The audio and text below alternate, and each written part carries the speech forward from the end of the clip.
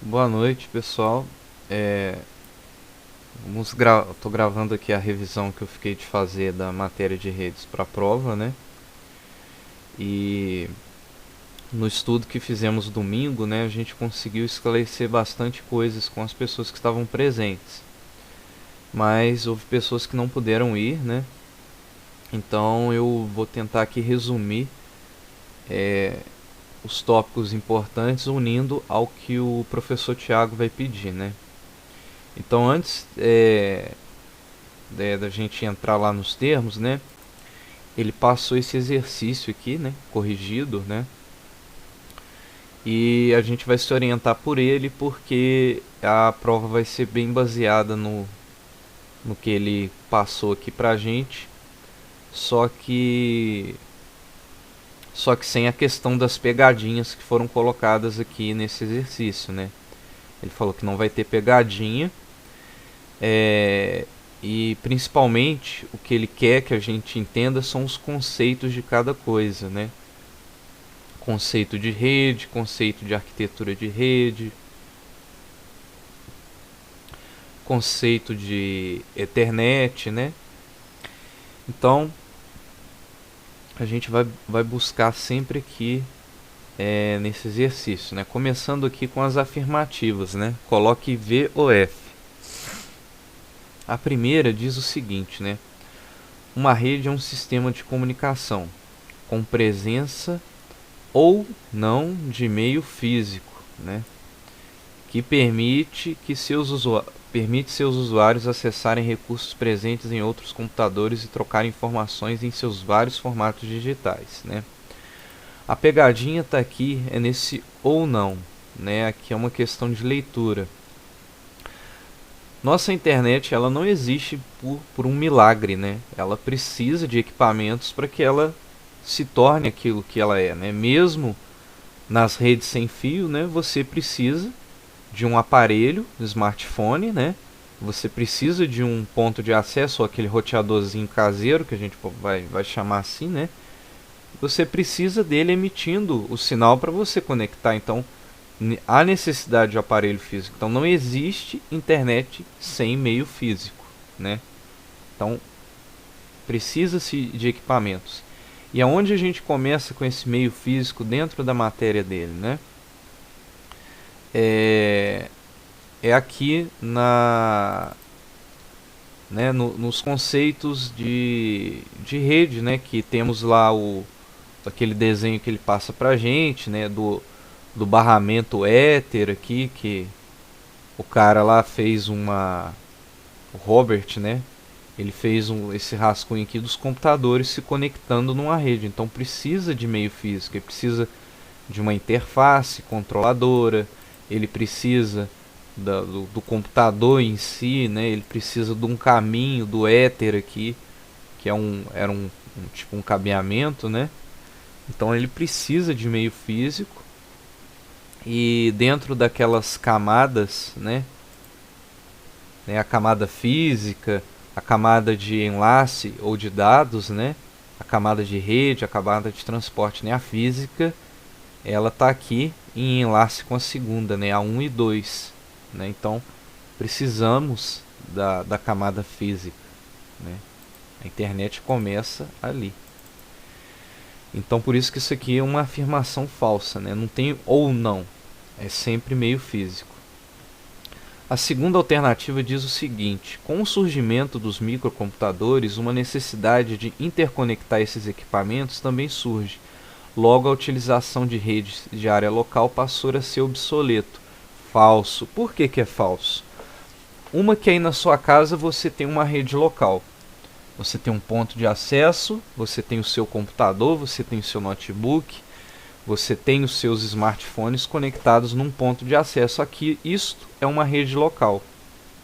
Isso é uma rede. Você tem o seu celular comunicando com o seu próprio computador ali, com a sua Smart TV, né?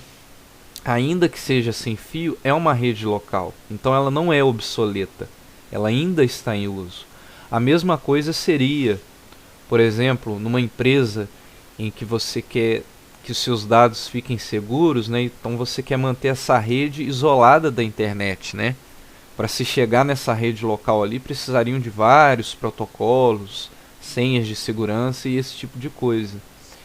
Então, entendo que rede em área local, ela não é obsoleta, ela está em uso, ela existe. Então, essa é uma afirmação falsa. Ela nunca passou a ser obsoleta. Então, agora a gente tem uma afirmação verdadeira aqui, né? Uma rede pode ser classificada de acordo com a representatividade de seu espaço geográfico e uma mensagem se classifica de acordo com tipo, sentido e forma. Acompanhando um slide aqui que o Ricardo fez para a gente aqui através das suas anotações, né? Ele colocou um ponto, ele colocou bem explicadinho para a gente aqui na classificação dos dados, né? Que a gente tem o tipo, né? Unicast, Ncast, Multicast e Broadcast, né? Então existe a classificação de dados, tem o tipo, tem o sentido, né? Que é o simplex, unidirecional, os dados percorrem só uma direção. O half duplex, que é bidirecional, porém passa um de cada vez, né? E o simultâneo, que passa os dois ao mesmo tempo. Eu vou ilustrar isso aqui melhor para vocês na questão do sentido. Mas primeiro vamos tentar vamos explicar o unicast aqui, né? Apenas um. O unicast é quando você está transmitindo algo para uma só pessoa. Então vou colocar exemplos aqui, né? Rotineiros. Quando você está numa videochamada com uma pessoa, por exemplo, no WhatsApp, né? Só aquela pessoa está tendo acesso à sua chamada, né? Só que vamos supor que ela não abriu a câmera dela e só ela está te vendo. Então a informação está vindo de um lugar, de uma direção, né? E para uma pessoa só, né? Perdão, gente, não necessariamente, né, essa questão da câmera ali, não. Esquece isso que eu disse. Unicast significa uma pessoa apenas. Ela está recebendo todo o conteúdo, mas é apenas uma pessoa, um caminho. Ncast é qualquer um. O que é um Ncast aplicável, né? Qualquer pessoa vai receber isso. Então, por exemplo, quando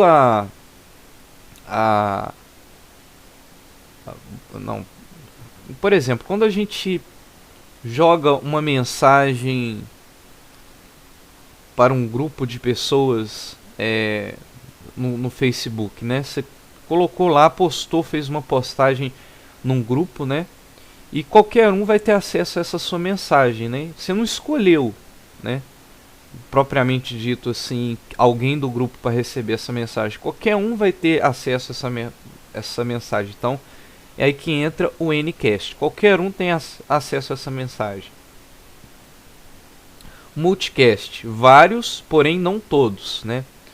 Um exemplo de multicast é quando a sua operadora de celular manda uma mensagem para você dizendo que seus créditos vão acabar.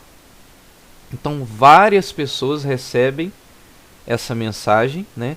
Porém não todos, né? São os vários dentro daquela operadora, né? Vamos supor que a Claro enviou avisando que seus créditos vão acabar, mas só os aparelhos que são da Claro vão receber essa mensagem. Então são vários aparelhos recebendo, mas não todos os aparelhos.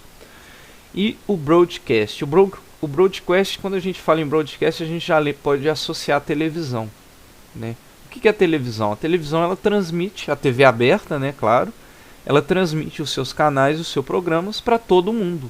O rádio é a mesma coisa, para todo mundo. Tudo que você precisa é o quê? De um aparelho televisor sintonizado, né, em determinada frequência. Mas todos têm acesso. E agora vamos no sentido desses dados, né? O simplex, half duplex e full duplex. Para isso eu fiz uma ilustração aqui, né? Imagine que cada carrinho passando aqui na tela seja um dado, um bit. Os carrinhos são bits, né? Eles seguem uma direção só, né? Só existe um caminho. Eles só vão, eles nunca voltam nessa estrada aqui. Eles sempre vão seguir só esse caminho. Tá vendo? no Half Duplex. O Half Duplex, e prestem bem atenção nesse conceito aqui, que a gente vai ter uma aplicação parecida com esse conceito, né? Temos uma via e temos uma rotatória aqui no meio. Essa rotatória, ela podia também ser representada por um guardinha de trânsito ou por um semáforo. Por quê? Né? Só pode passar um carrinho de cada vez. A regra dessa rotatória aqui é que só pode passar um carrinho de cada vez. Se tem um carrinho andando na pista, o outro tem que aguardar ele terminar para poder ele seguir em frente com a viagem dele. Então o Half Duplex ele é assim, ele passa os dois mais um de cada vez, em qualquer das direções, mas é um de cada vez. O Full Duplex, né, é a galera passando de lá para cá, né, sem controle nenhum, não tem necessidade de parar ou esperar o outro. Até porque temos duas vias aqui, né, a estrada, né, no trânsito a gente entende que a linha amarela no centro ela separa os sentidos, né. Então os carrinhos sabem por onde percorrer, né, eles não vão cruzar aquela linha amarela. A mesma coisa são os bits, né, eles trafegam ali, eles não colidem um com os outros, né. Mas aqui, por exemplo, no Half Duplex, essa colisão pode acontecer, né. Essa colisão pode acontecer se não houver um controle. E em outro exemplo eu vou explicar, né. Olha lá, o carrinho espera e às vezes essa colisão acontece, né, só que por causa de um protocolo, né, a gente não percebe isso acontecendo. Pra gente sempre vai ter um carrinho esperando e o outro passando, né.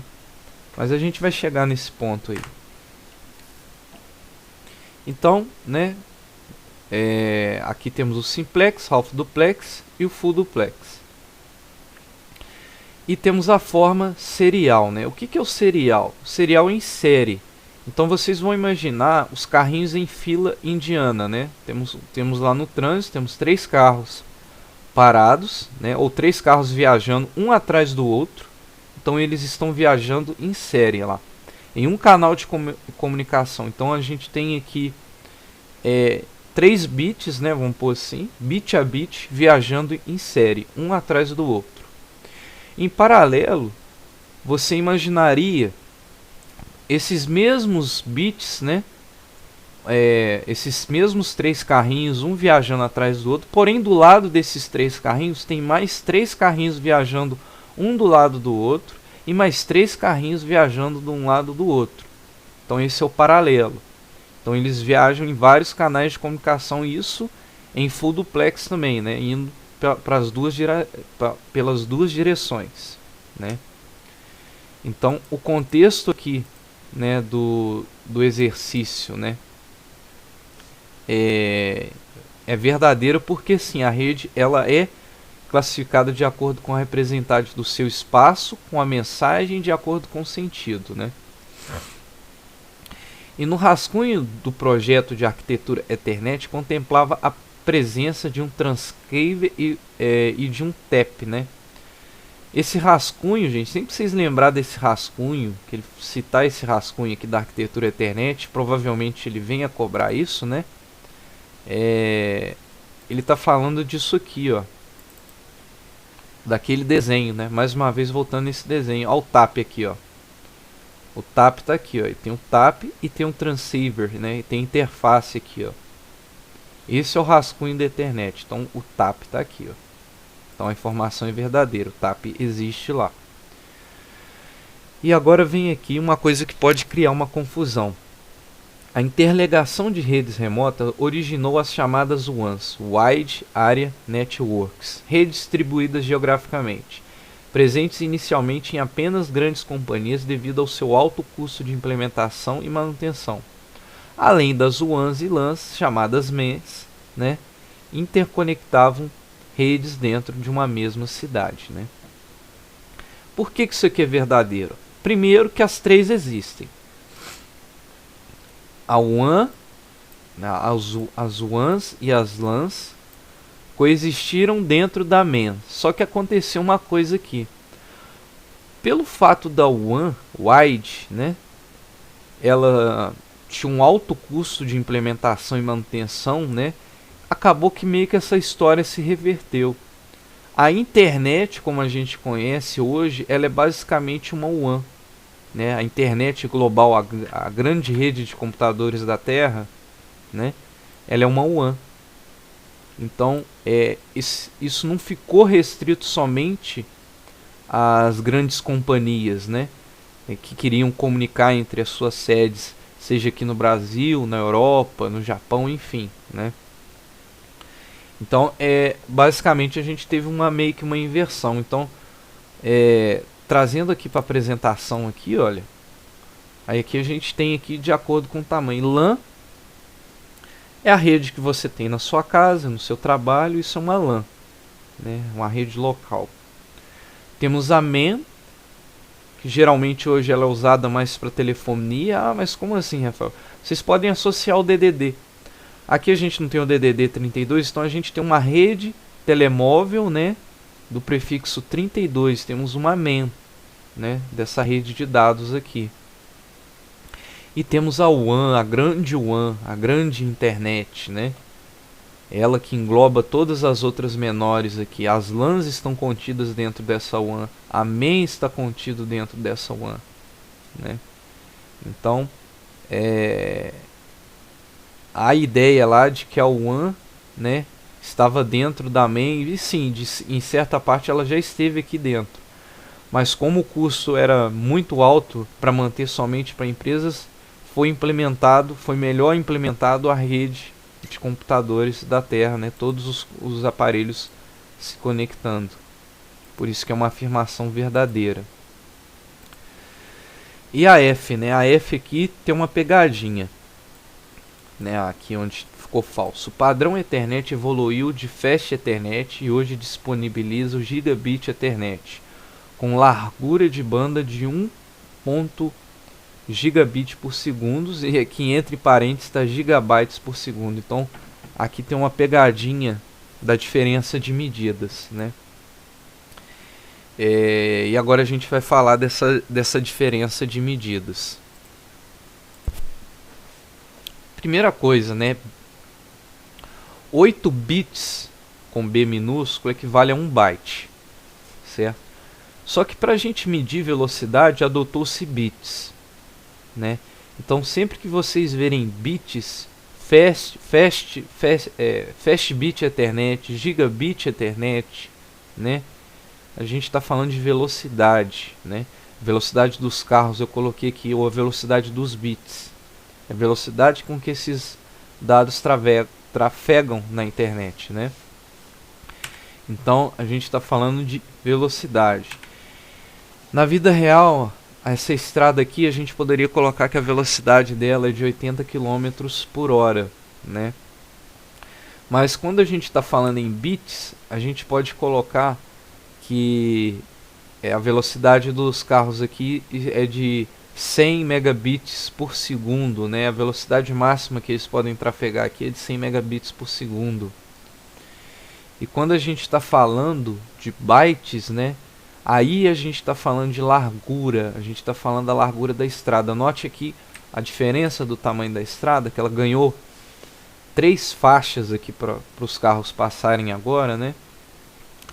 Então, nela a gente tem carrinhos usando todas as faixas dessa largura de banda, né? Que a gente traz a analogia aqui para a largura de estrada. Então, na vida real a gente tem essa placa de trânsito aqui que significa largura máxima permitida, 4,5 metros, né? Trazendo para a realidade dos bytes, essa estrada aqui, né, ela teria 60 megabytes por segundo de largura, né?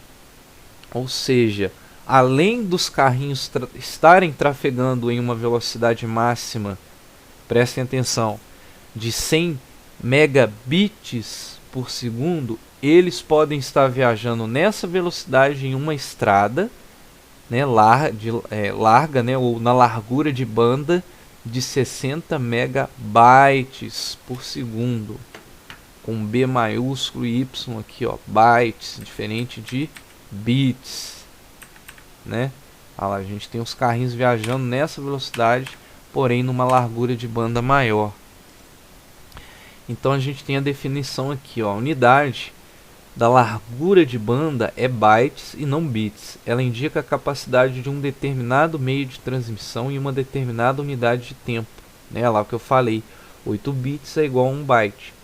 Praticamente todas as medidas bandwidth, né, que é a largura de banda, são realizadas por segundo, sendo em alguns casos relacionada à faixa de frequências. Então, se a gente tem um site, né, o site, a largura de banda indica quantos visitantes poderão visualizar essa página ao mesmo tempo. Então a gente é como se tivesse todo mundo indo, um monte desses carrinhos estivesse indo para o litoral, para a praia, né? E de repente a estrada congestionasse e ficasse aquele engarrafamento. Então esgotou a largura da estrada, a largura da banda. Então os carros começam a ficar lentos, né? Eles ocuparam todas as vias e o trânsito não anda. A mesma coisa é quando a gente tem a largura da banda esgotada. Então o site fica pesado, o servidor fica abarrotado, né? E às vezes, né, o site até cai, né? Vocês querem um exemplo? Quando sai a nota do Enem, né, lá na página do participante, quase todas as vezes que sai essa nota aí, que o pessoal fica eufórico para lá e conferir, né, o servidor lá do Mac não dá conta. Então ou ele fica lento, ou ele fica caindo, né? Então vocês imaginam todo mundo mandando os seus carrinhos, os seus bytes lá para poder acessar essa página, né? E não dá conta de tanta gente querendo ir para o mesmo lugar ao mesmo tempo.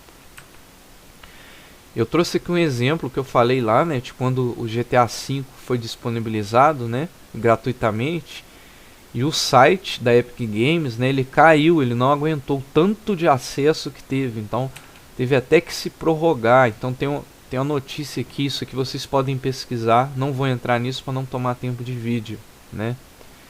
E outra coisa, quando a gente fala em bytes também a gente está falando em tamanho, né? Já vou pular aqui para a última linha aqui, que a gente tem o peso do GTA, ele é cerca de 90 gigabytes. Olha aqui como que o G e o B eles estão em maiúsculo, diferente de bits que é usado em minúsculo, né? Vou colocar aqui as duas medidas para vocês verem, né? Aqui, ó, por exemplo, aqui, ó, taxa de transferência, velocidade dos carros, né, ó. A Ethernet é 10 megabytes, a Fast Ethernet é 100 megabytes, a Giga Ethernet é 1000 megabytes, né? Lembrando que 1000 megabytes é o mesmo que 1 gigabyte por segundo, né? Aqui a gente tem proporções que a gente está aprendendo lá em eletrônica. Então aqui, ó, isso aqui é a mesma coisa que isso, tá vendo, ó? 1 kilobyte, 1 gigabyte. Só que quase a gente não usa 1 kilobyte para isso aqui, né? Porque dá confusão, o pessoal sempre se engana.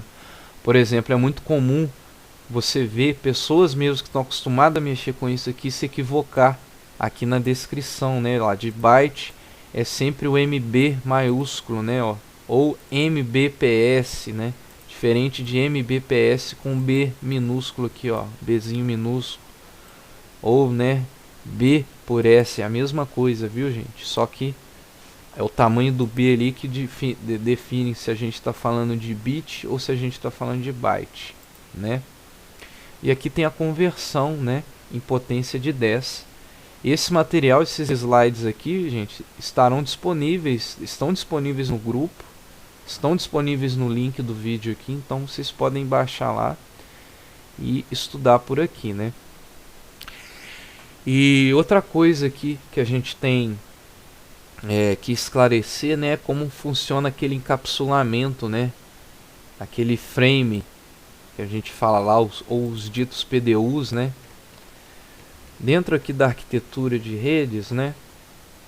Quando começa a falar aqui de arquitetura de rede, primeira coisa que vocês têm que ter, né, de definição, entender o conceito de Ethernet, né? Se ele tiver alguma questão lá que ele pergunta o que é a arquitetura de Ethernet, ela é formada por 3 elementos: mídia física, regras de controle de acesso que permitem o acesso compartilhado à rede. Essas regras aqui, viu, gente, são protocolos, vocês sempre lembram de protocolos, né? Regras que esses bytes têm que seguir para que os dados façam sentido para os computadores, né? E o quadro, o frame, né? Que é uma sequência de bits, né? Essa é a primeira coisa que a gente tem que entender, é uma sequência de bits. E aqui na arquitetura de rede, a primeira coisa que vem aqui é essa sigla, né? CSMA/CD. Decorem isso aqui. Mas vocês precisam saber que é Carrier Send Multiple Path Collision Detection, né? Tecnicamente, né? É um protocolo, uma regra que evita colisão de dados. Como que isso funciona, né? Ele coloca aqui pra gente, né, entendendo o comando, né, um sinal sai de um computador. Ele vai viajar na via, né? Porém, o outro computador tem que esperar. Lembra lá dos carrinhos que eu estava fazendo aqui, os dois carrinhos, né? Um carrinho saiu para viajar, né? Um carrinho saiu para viajar. Porém, o azulzinho passou, né? Já tinha um carrinho viajando. Então, o vermelho ele tem que parar. Então, esse protocolo CSMA, ele tem um conceito parecido aqui com o Half Duplex, onde que só um dado pode viajar por vez, né? Então, vocês imaginem que ao invés de ter essa rotatória, tem um guardinha falando, carrinho azulzinho, para, espera o vermelho passar, então você pode seguir, né? Ou o contrário, né? Tá o carrinho azul vindo, aí você para o carro vermelhinho, espera aí que o azul tá passando. Então, aonde que está isso aqui, né? Aqui ele ilustrou aqui, né? O primeiro computador que envia, né? O outro espera, aí o outro envia, né? E se quando os dois enviam ao mesmo tempo, dá o que? Dá colisão, né? Um tem que enviar, o outro tem que, vamos dizer assim, calar a boca, esperar o dado chegar, né? Para receber, né? Mas tem que ter um protocolo. Quem que gerencia isso? Quem que controla? Quem que é o guardinha de trânsito? O guardinha de trânsito é o CSMA/CD, que ele é um algoritmo, né? Ele foi programado por alguém, né? Ele testa. Então, quando falar aqui de algoritmo de implementação, você não precisa explicar todo o início aqui. Você só tem que entender que esse cara aqui, esse CSMA, ele funciona como um guarda de trânsito. Então vocês podem falar assim mesmo. Ele funciona como um guarda de trânsito, né? Ele pede para os dados pararem. Aí ele vai olhar para os dois lados, ele vai testar, né, se o caminho tá livre. Então ele dá um tempo para fazer esse teste. Se tiver ok, ele permite que os dados sigam viagem, saiam da sua origem para o seu destino, né? E o reverso, né? Ele dá permissão para os outros virem também. Então, basicamente, vocês entendem que esse cara funciona como se fosse um guardinha de trânsito lá embutido lá na placa de rede, né? Então, outro conceito, o frame, o quadro, né? O quadro, né, ele na arquitetura internet, ele é uma sequência de bits definida com um padrão. Então ele tem uma regra também. Ele contém endereços de origem e de destino, né? E ele tem uma carga em bytes, né? Ele pode carregar de 46 a 1500 bytes, né? Então a gente tem esse cara aqui coloridinho desse jeito aqui, só que a gente fica meio sem entender.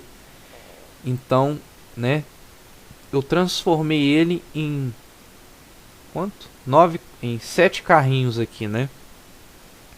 Então, para vocês entenderem, né, que o preamble, né, o soft, o destination handler, source handlers, type, data e FSC, né?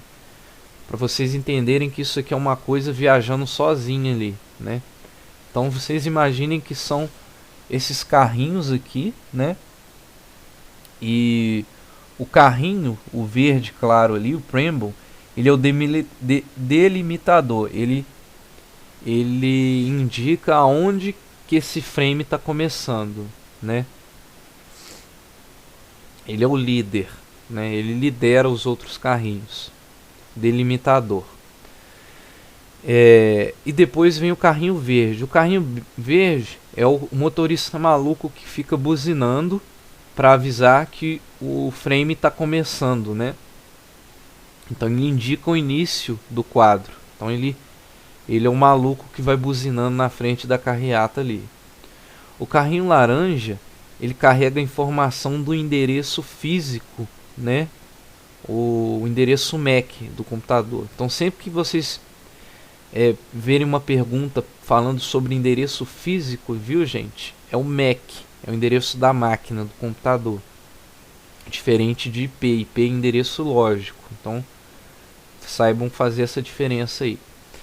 O carrinho vermelho contém o remetente, ele tem o endereço de onde ele saiu. Então o laranja sabe para onde vai e o vermelho sabe de onde ele veio, né? De onde todo mundo está vindo, para falar a verdade, né?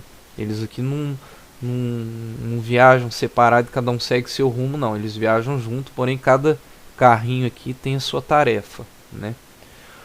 O carrinho vinho, ele indica o tamanho em bytes do carrinho azul que está vindo atrás.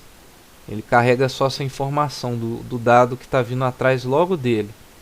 E o carrinho azul em si, ele é a informação, ele é o portador da mensagem que está sendo enviada, né, da origem ao destino. Ele que contém a informação. Por isso que ele pode carregar de 46 a 1500 bytes, né? E detalhe que esse é só um quadro, né? Isso é uma coisinha à toa ainda dentro de um simples olá que você diz na internet, né? Isso tudo é traduzido em bits, né? Então a gente está falando ali de vários bits viajando, vários carrinhos viajando. Aqui tem 7 aqui, mas é para vocês entenderem que 7 carrinhos formam um quadro. Mas uma mensagem de olá, tudo bem, escrita por você lá, né? Pode virar vários quadros deles com vários carrinhos dentro, né? Só para vocês terem uma ideia do tamanho, né? E o carrinho azul ali, ele é parecido com o carrinho verde escuro, né? Enquanto o carrinho verde lá tá buzinando para indicar onde que esse quadro começa, né? O azul tá buzinando para indicar que a carreata ali acabou, né? Então ele faz uma checagem, né? Que todos os carrinhos seguiram, né? Não ficou nada para trás dele. Então ele basicamente é para anunciar o fim desse quadro, né? Dessa informação. E após isso, né, a gente aqui entra o conceito, né, de largura de banda, né, mais uma vez. Lembrando que aqui, ó, até no próprio slide que a largura de banda aqui tá falando, tá com B minúsculo aqui, para vocês verem como é que esse negócio aqui confunde pra caralho, né? Então tem que tomar cuidado pra caramba. Aqui vem topologias de rede. Isso aqui eu acho que tá bem simples, né? Anel é ring, né? Vocês vão ver computadores em círculo. Barramento, vocês lembram de barra, né? Eles estão um do lado do outro. Estrela, né? Vai literalmente lembrar uma estrela, não necessariamente, né? Tem um dispositivo no meio aqui, pode ser um switch, um roteador, um hub, né? Eles têm que ter um dispositivo no meio para ser uma estrela, né? No barramento não tem dispositivo nenhum, no anel não tem dispositivo nenhum. Então aqui a gente tem, né, a mesclagem do 3. Aqui tem uma estrela, aqui tem um barramento e aqui tem outra estrela. Beleza. Após isso, né, a gente tem aquele conceito lá das camadas de internet, né? Que a gente tem que saber, né? A camada física, que é a 1, a camada de enlace, que é a 2, a camada de redes, que é a 3, a camada 4, né, transporte, a camada de seção, que é a 5, e a camada 6, que é de apresentação. E por fim a 7, que é de aplicação. Onde que estão essas camadas aqui, né, Rafael? Né? Nesse slide aqui, né, que também vai estar disponível lá, né, a aplicação é basicamente você tá aqui nesse notebook, né? Você digitou a mensagem aqui, olá, tudo bem? Para a pessoa aqui do outro notebook, né? Nessa aplicação, né, a gente tem aqui a página de internet, que é inclusive a página que está aberta aqui, né? eu estou usando aqui, né, no documento do Google. Essa página aqui ela está em HTML, em CSS, então tudo isso aqui tem que começar a ser encapsulado para descer todas as camadas aqui e chegar na física, né? Mas como assim, né, Rafael? Como que funciona a viagem desses dados aqui, né? E é onde a gente volta nesses carrinhos, né? E esses carrinhos, para que eles cheguem lá na frente, eles vão recebendo novas regras, né? O cabeçalho IPv4, então eles recebem mais um padrão a ser seguido, né? Então, para que a gente entenda a coisa, é melhor a gente entender como é que funciona esse encapsulamento, né? Então imagine cada uma dessa camada aqui é uma caixa. Aqui na camada 7 é onde eu estou colocando a minha mensagem de olá, tudo bem, né? Então cada uma dessas caixas aqui vão ser dispostas uma dentro da outra, igual está aqui na figura do lado. E eu ilustrei aqui. Aí vai uma caixa. Essa é a caixa que está aqui embaixo com os carrinhos. É a caixa de camada física. Isso aqui representa um bit. O tamanho aqui não tem nada a ver não, viu, gente? Na verdade é até o contrário na questão de tamanho, né? Então a primeira caixa que entrou aqui é de enlace. O de enlace contém o endereço físico, contém o MAC de destino e de origem. A próxima caixa tem o IP, né? O IP é o endereço lógico dessas máquinas, talvez a rota do roteador também. Aí depois vem a camada de seção, depois vem a de aplicação, depois, aliás, tem a de transporte, né? E por fim a sua mensagem, que é a caixinha menor aqui, que é o olá, tudo bem.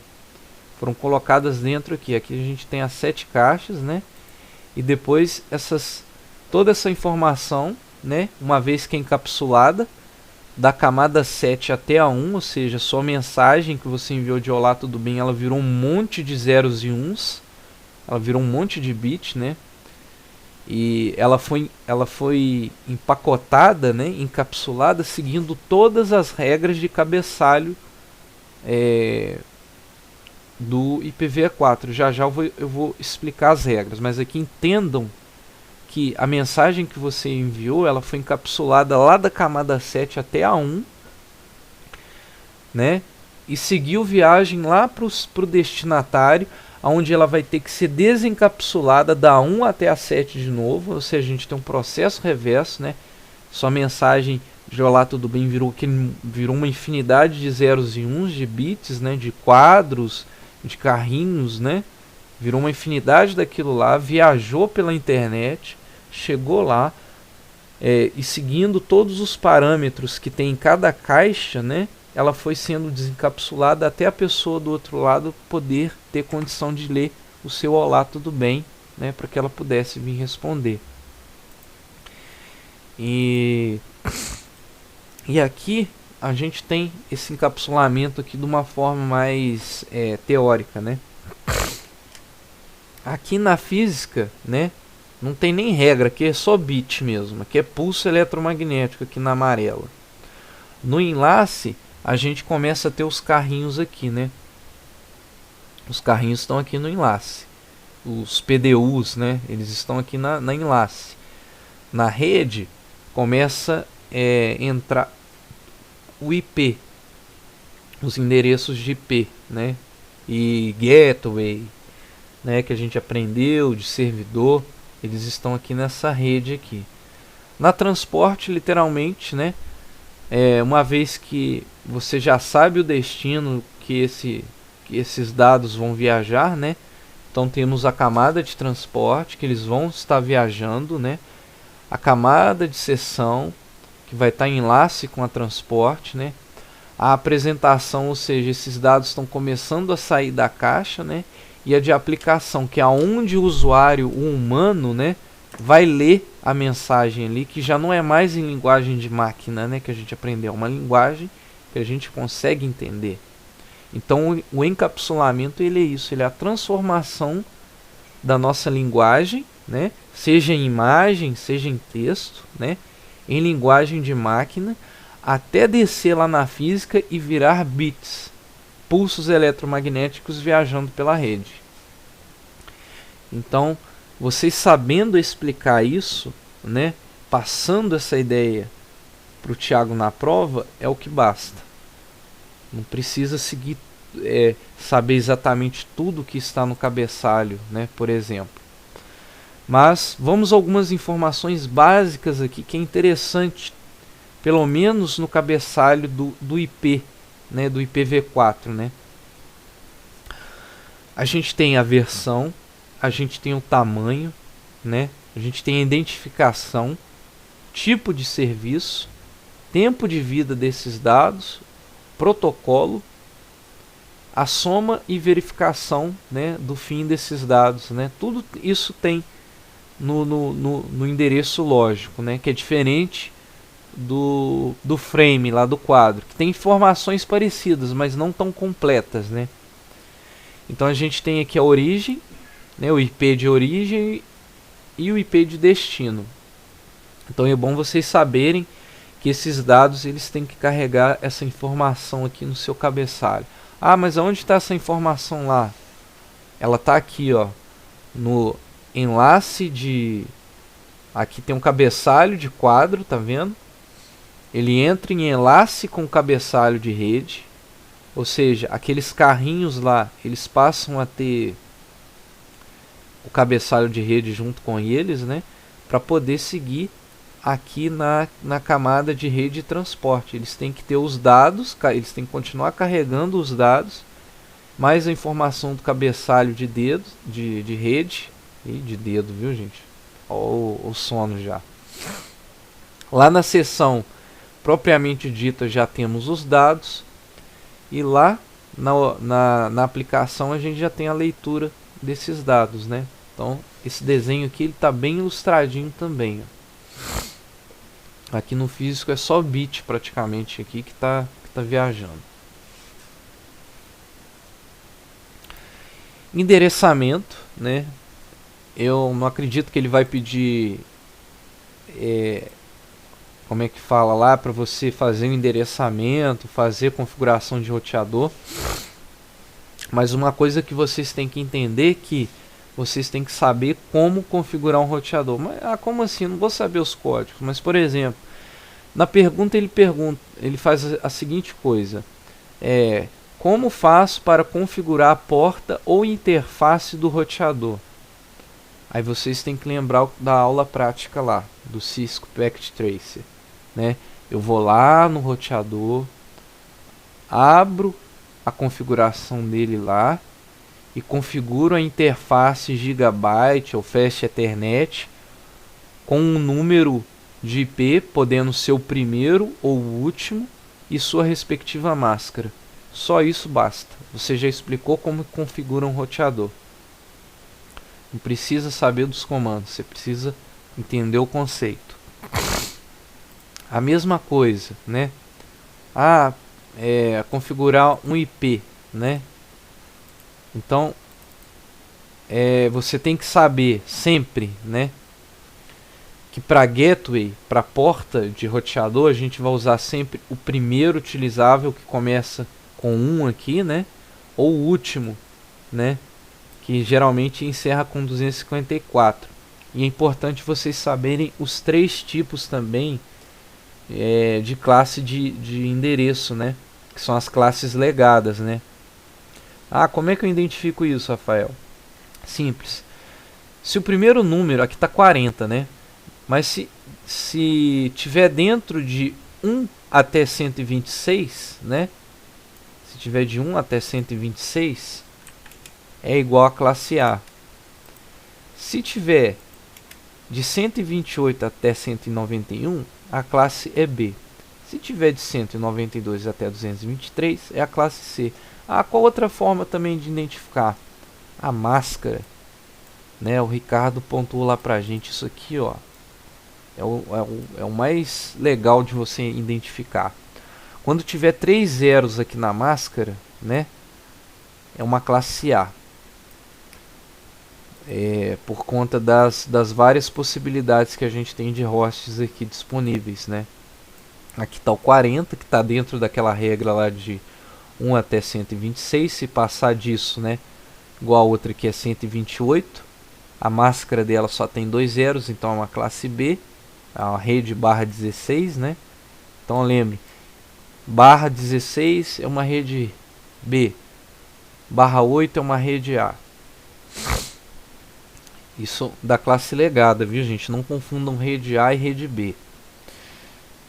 Na classe C, a gente tem uma rede /24, ou seja, só tem um zero aqui no final, a sua máscara, tá vendo? Sempre o primeiro IP ou o último IP utilizável para gateway, para roteador, né? E os demais aqui utilizáveis para PCs a gente pode endereçar à vontade, né? Esses aqui, ó, esses aqui a gente pode usar à vontade para computador, né? Então o 1 e o 254 só se já não tiver na sua rede local ali, não tiver necessidade, né? Mas fiquem atentos a isso aí. Então, né, aqui a gente tem um modelo OSI de novo, né, que eu estava explicando aqui, né. Aqui umas definições das camadas, né. A camada 7 é a camada de interação entre humanos e computadores, né, onde tem os aplicativos, temos as páginas de internet, né, temos as salas de bate-papo, temos o YouTube, tudo isso aqui é nessa camada 7. A camada 6, ela garante que esses dados estejam prontos, né, e utilizáveis para qualquer tipo de criptografia. Então ali a gente está tendo uma conversão de, por exemplo, de HTML para uma linguagem humana, uma linguagem em C, por exemplo, para uma linguagem humana.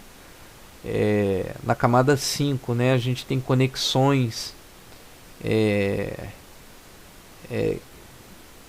Nós temos protocolos de segurança para determinar essas conexões, né? São seções, são portas. Então é a camada que geralmente está envolvendo segurança. Camada de transporte, a camada de rota, de IP, de protocolo de PDU, né? Ou UDP, né? Camada de rede é onde começa a definir o caminho físico que os dados vão trilhar, né? A 2 e a 3 elas estão em enlace, né? E a 2 está em enlace com a 1, né? A 2 define o formato desses dados na rede e a 1 transmite o fluxo bruto, né, de bit pelo meio físico, os pulsos, né, eletromagnéticos, né? Aqui temos de novo esse modelo OSI, né? Com algumas ilustrações aqui, não considere todas aqui, que isso aqui pode gerar confusão, tá certo? Eles colocaram aqui só para ter uma ideia, né? E aqui uma definição, né, de ponto a ponto, né? Ponto a ponto é de computador para computador, né, o P2P. Cliente servidor, né, é computador para servidor, então é tudo centralizado no servidor.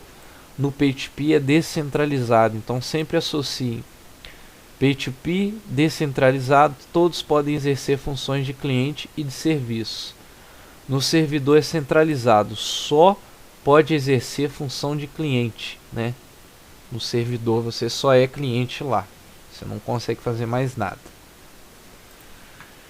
E é isso, galera. Aqui a gente fala um pouquinho de topologia de rede, fala daquele exercício, né? Esses aqui eu não vou explicar porque está bem claro aqui nos slides, tá bom? Até porque aqui, ó, já deu 50 minutos de vídeo. Bom, assistam com calma, façam com a mente fresca a prova e vai dar tudo certo. Muito obrigado a todos e até, né?